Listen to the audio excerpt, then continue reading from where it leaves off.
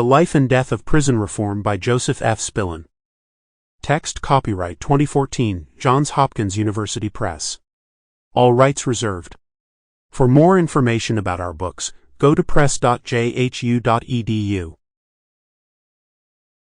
Preface.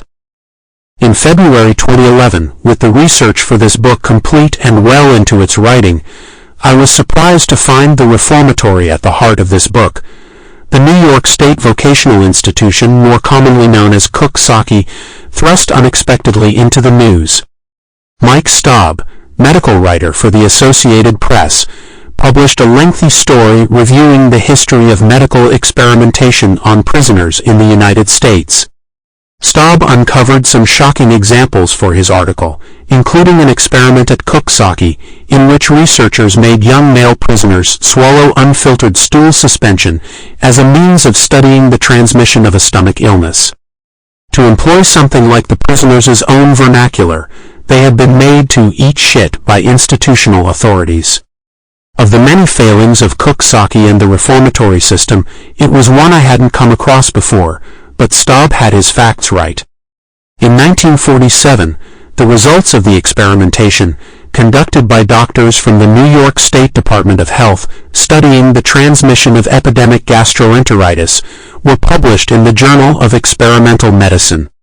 The fecal matter came from ill patients at Marcy State Hospital, one of New York's massive state mental hospitals, and was swallowed by young volunteers with no knowledge of what was being done to them.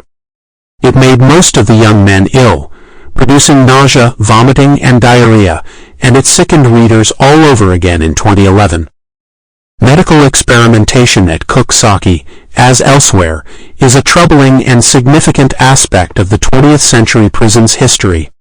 But it is just one small part in a larger history of wrongs done in the name of the state at reformatories like Coxsackie. Fewer than a dozen prisoner volunteers were made to swallow the fecal filtrates, but in the first 2 decades after Coxsackie opened in 1935, it was home to more than 10,000 young men, with several times that number being confined in New York's other reformatories for young male felony offenders. Although their stories have never been the stuff of national media attention, they deserve to be told and, in the end, are no less shocking. This writing of this book began more than a decade ago, with my first review of Coxsackie prisoner case files held at the New York State Archives. Other projects undertaken during the intervening years delayed the completion of this study, but time has not diminished my recollection of the intense human drama revealed in every one of those files.